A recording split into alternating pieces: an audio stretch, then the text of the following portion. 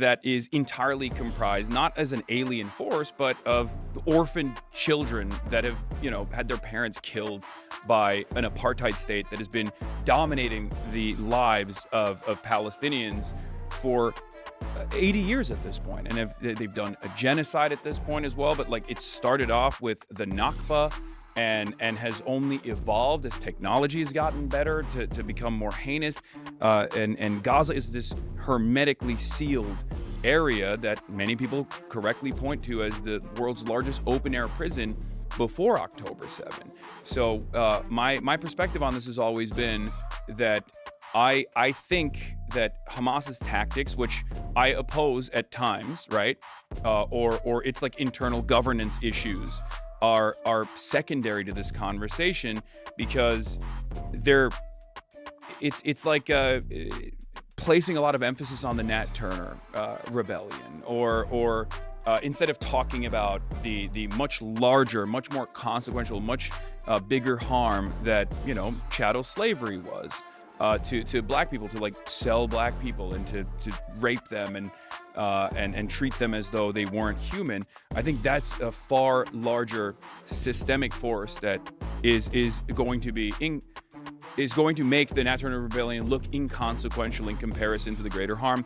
Same with, for example, the ANC. But obviously you can see, yes, it's an incendiary take, right? To say, oh, I choose Hamas over Israel every time. For most people don't know the history of the Palestinians and Israel, their relationship, the back and forth, the oppression, the apartheid state, things of that nature. Nobody, people got exposed to that after October 7th, and then now the attacks on Gaza.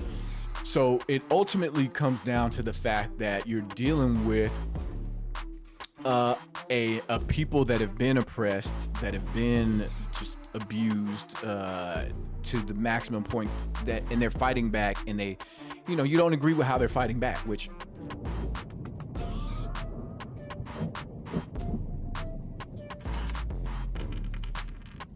what's going on YouTube? It's your boy Trey. Who the fuck is that guy? Back at it with another video. Another one. First and foremost, thanks to everybody that's been subscribing. Hit me up in the comments. Really appreciate the love and support. And if y'all are new to the channel, go ahead, take some time to hit that subscribe button. It don't cost you anything, and it helps me to continue to grow. But make sure when y'all are in the comment section, we're talking about the content of the video and things like that, y'all let me know if y'all liking the content, not liking the content, things y'all would like to see, or things y'all would like me to change. Obviously, I'm a new YouTuber, so it's going to help me out a lot. Today, we're going to be reacting to a video from Pod Save America. They recently had Hasan come on, right? So obviously, Hasan Piker has been in the news. Dems are going at him hard. A lot of, I would say, targeted attacks based on his comments on Israel. But they've tried to, make it a multitude of different things. But it's mostly because of his comments towards Israel. And I'll leave the intro to the video there, and we'll go ahead and get into it. But I appreciate the Pod Save America for having him on, so they can go ahead and he can defend himself, his views, whatever in person. So without further ado, let's go ahead and get into the video. Hasan, welcome back to the show. It's good to be back. You've somehow become the most argued about figure in Democratic politics over the last few weeks. So I'd like to have a conversation about why that is hopefully more nuanced and useful than much of the discourse.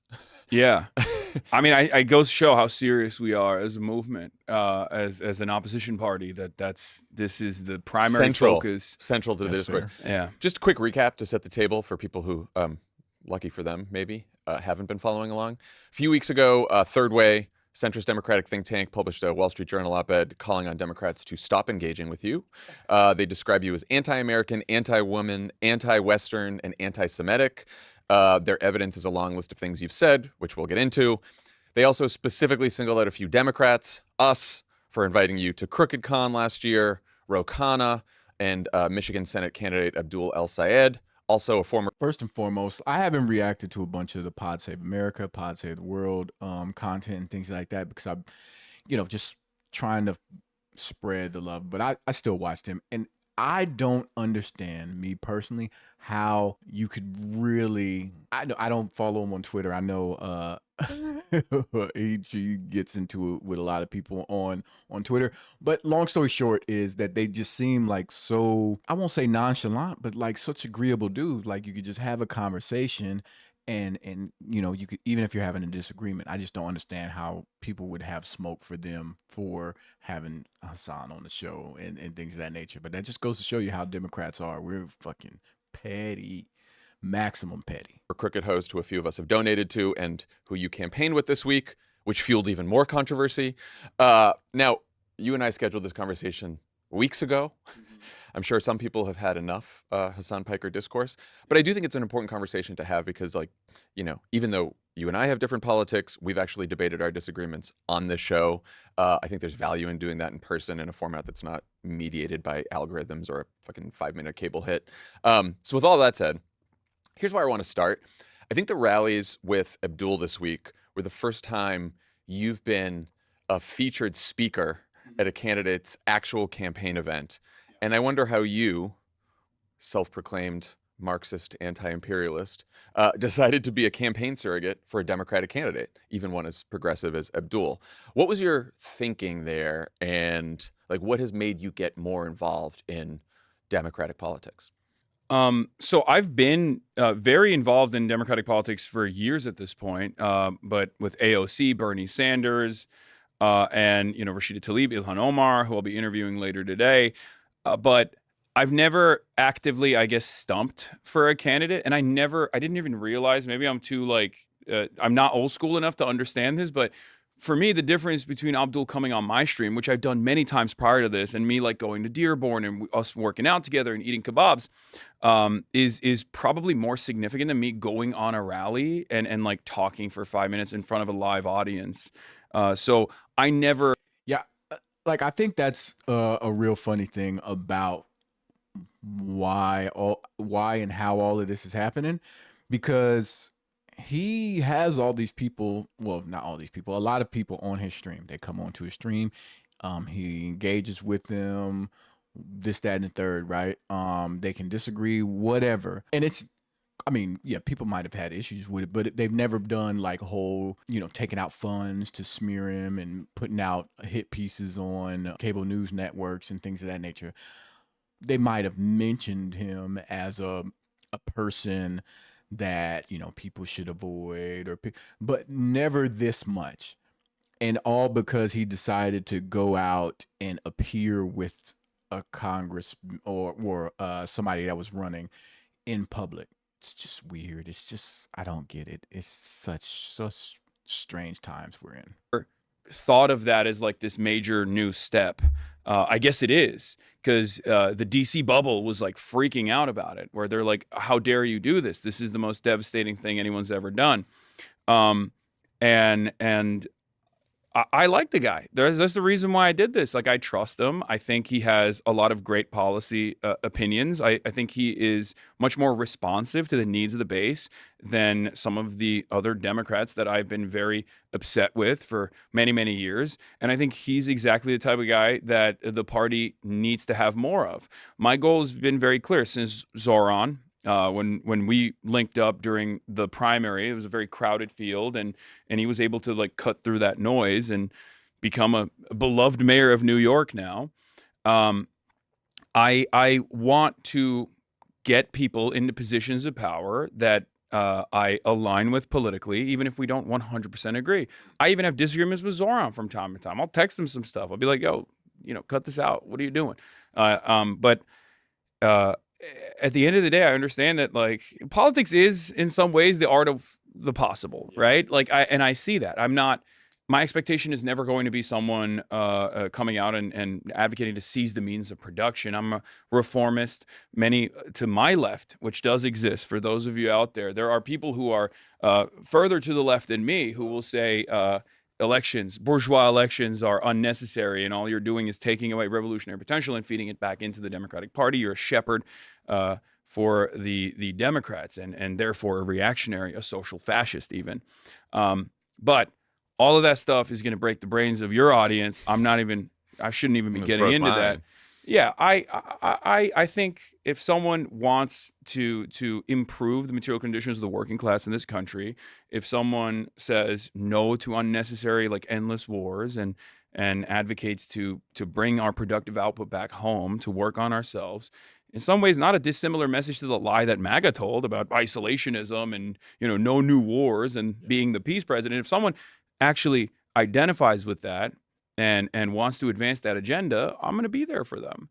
Just to His past incendiary comments aside, which they get into that during the interview, how can you be against that? How can you be so against that you would do a whole campaign of, taking him out of context and all these different things? Like, how could you be so against that to do all these things?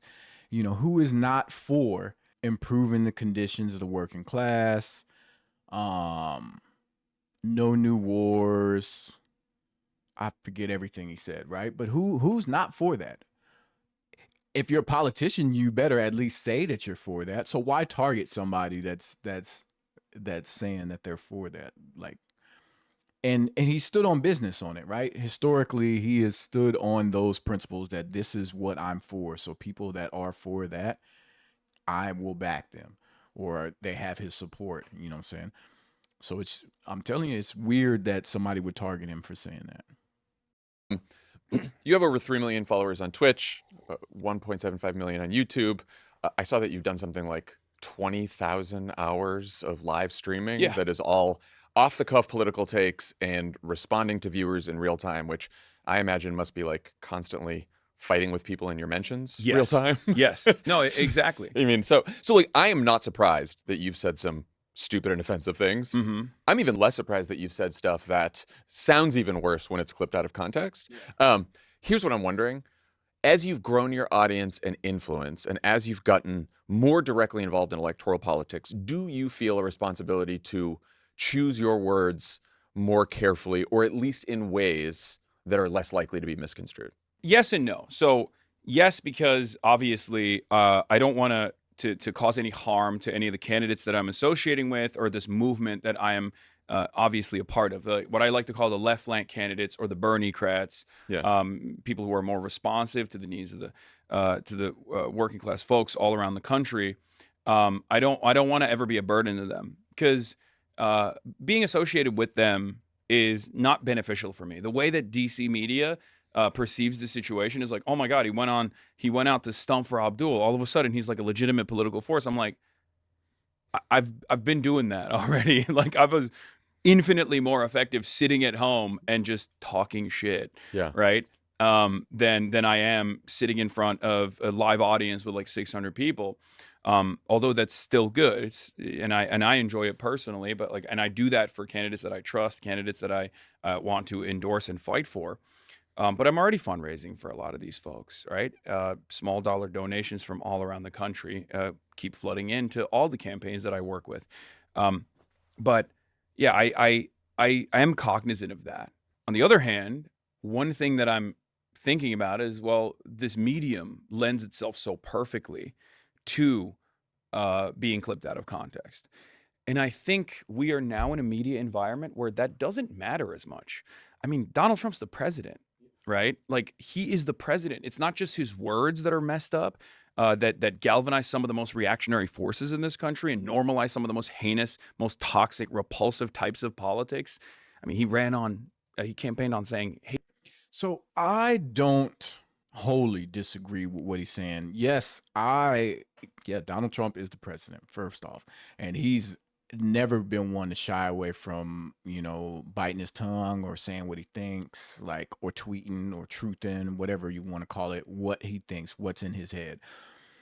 The thing that I would say is, I'm not trying to police nobody's language. I hate when Democrats do that way more than anybody. I hate when that happens. But when you say some crazy shit, some outlandish shit, then you got to stand on that, right? My thing is, I don't think it's fair to clip people out of context, for starters, right? So what they were doing with Hasan recently is out of context stuff.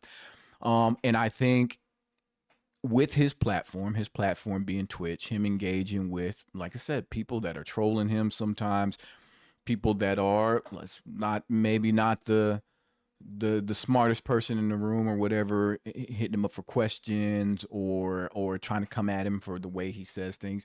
He's reacting to all that in real time, 8 to 10 hours a day on a daily basis. Yeah, you're going to be able to clip him out of context all day, every day. He's going to say some shit because he's going to be, I haven't talked to anybody for 8 to 10 hours a day, and my patience would wear thin depending on the context of the conversation and how it's going, the back and forth of it all is going. All that being said, should he be more conscious and not say certain things? I think yes, right?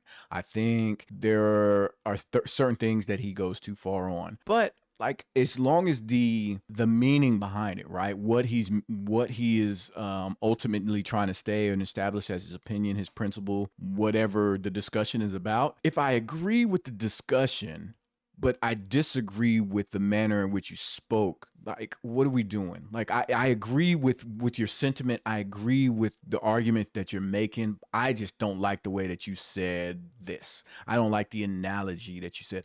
Like, I think it's weirdo shit, and especially in this day and age when people are so upset about people trying to police their speech, unless you're being inherently racist, discriminatory, like degrading, demeaning, like, yeah, I don't get it. I don't get why try and police somebody's speech like that. Asians are eating cats and dogs. Like, that's unbelievable. That's white supremacy through and through. And he won. So on the one hand, I think that we are now existing in a very different media environment than the one that like MS Now, New York Times, and CNN want to exist in. I think that kind of stuff is over. Like, you're a vulgar person as an independent content creator. I think most people don't care about that. Most people care about like who you are and what your values are and what you represent. And I've been able to withstand these kinds of smear campaigns on even the independent side far before I ever drew the ire of RNC research department. So, and as a matter of fact, they're using a lot of the same clips that I've had to deal with that are circulating on the internet anyway. So it's not, it doesn't bother me that much. It doesn't do anything to my audience. My audience knows what I stand for. They're listening to me for 8 hours a day. They know exactly what my values are. I'm sure it might stop some people or maybe cause them to second guess whether or not they want to be charitable to what I have to say. And that's a problem. But at the end of the day, most people that see that stuff go, wait a minute, I have the capacity to, I have free will. I have the capacity to think critically.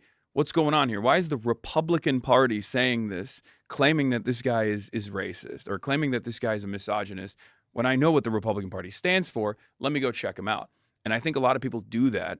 And then they check me out, and then they realize, oh, they were just lying. Like, that's that simple. And I have experienced this myself and have thought about it over the last couple of weeks because I'm like, if I did not know you, if I hadn't interviewed you before, if I hadn't like been familiarized myself with your content, which I came to probably later than most, and I just read the coverage of the last couple of weeks, I would be like, oh yeah, he's a fucking asshole. Yeah. To be fair, I am an asshole. Yeah, but you're an asshole in, I think, in different ways than you are being portrayed. Yeah. I'm an asshole to bullies. Like, I bully bullies. I'm an asshole to reactionaries across the board. So, like I said, like I know plenty of assholes, right? So it's not uncommon for me. Like, some would say in certain scenarios, certain situations, that I've been an asshole, right? So, but at least if we're willing to own that part of our dialogue, our interactions, you know what I'm saying, knowing that, yeah, we can get to that point and people have the right to call us out on it or call him out on it, you know what I'm saying? Like, yeah, that's fair. That's fair. Like him or hate him, you know, tune into somebody else if he's not your cup of tea. Like, all this back and forth, all this madness, I think it's pretty crazy. I don't understand, what we're doing. You know, we're supposed to be trying to unite to defeat this monster, this ridiculous administration, and like I said, like, this is the person that we're targeting, saying don't listen to him. And now he's getting the opportunity to speak on, another platform to defend himself. And, this is what he has to say. So is this really the enemy that you know what I'm saying, that you've made him out to be? When people see stuff like this, it's going to be easily disputable. I'm an asshole to Nazis. It doesn't matter to me. If you're right wing, if you're a Nazi, if you're a reactionary, I'm not going to be nice to you. And I don't think we should be nice to them. They're not nice to us. They're not nice to random uninitiated people. They're not nice to entire swaths of the population. So yeah, if that's your ideology, if that's your worldview, I find that to be very damaging. I find that to be very toxic. I find that to be violent and dangerous. I'm going to fight back. I'm going to use some mean words every now and then. Yeah. Well, So I apologize. I'm gonna skip forward a little bit because I want to get the part where he's addressing some of the things that he said, because I don't want this one to be too long, but I also don't want to be disingenuous and just bypass all the controversial things he said. But they get into it here, so we're gonna take a look at that. I want to stay in the theme of violence just for a minute, because I think it connects to another comment of yours that's been circulating. This is one from January. Hamas is 1,000 times better than the fascist settler colonial apartheid state of Israel. I stand by that. Well, so I will say this is the one that bothered me most when I first heard it. And I remember having a reaction to it when I first saw it in January. Because I think even if you believe what happened in Gaza is genocide and what's happening in the West Bank is apartheid, those are different claims from Hamas is 1,000 times better. Because like Hamas is an organization that has massacred, raped, kidnapped civilians on October 7th. They've also been catastrophic for Palestinians by almost every measure. Governance, corruption, they made choices they knew would result in mass civilian death of their own people. So my question is, when you say Hamas is 1,000 times better, do you actually mean that? Or is that a rhetorical move or like a solidarity signal? Like what? I mean, it's all of the above. I do mean it. I think it's a rhetorical move because it frustrates a lot of people. I've also said I'm a harm reduction voter. I'm a lesser evil voter, and therefore I would vote for Hamas over Israel every single time because I'm looking at the situation as a paramilitary organization that has like a political party as well, a Politburo as well, that is entirely comprised not as an alien force, but of orphaned children that have, had their parents killed by an apartheid state that has been dominating the lives of Palestinians for 80 years at this point. And they've done a genocide at this point as well. But like it started off with the Nakba and has only evolved as technology has gotten better to become more heinous. And Gaza is this hermetically sealed area that many people correctly point to as the world's largest open air prison before October 7. So my perspective on this has always been that I think that Hamas's tactics, which I oppose at times, right, or it's like internal governance issues, are secondary to this conversation because it's like placing a lot of emphasis on the Nat Turner rebellion or instead of talking about the much larger, much more consequential, much bigger harm that chattel slavery was to black people, to like sell black people and to rape them and treat them as though they weren't human. I think that's a far larger systemic force that is going to make the Nat Turner Rebellion look inconsequential in comparison to the greater harm. Same with, for example, the ANC. So I gotta stop him there. I'm trying to not hit y'all with the longer videos these days. I'm trying to pick my moments to speak. And like I said, y'all let me know. Do y'all mind the longer videos? Y'all not care? Would you rather them be like 10 to 15 minutes, whatever? I don't know necessarily what everybody is more gonna gravitate to. But obviously you can see, yes, it's an incendiary take, right? To say, oh, I choose Hamas over Israel every time with for most people don't know the history, the Palestinians and Israel, their relationship, the back and forth, the oppression, the apartheid state, like things of that nature. Nobody, people got exposed to that after October 7th, and then now the attacks on Gaza.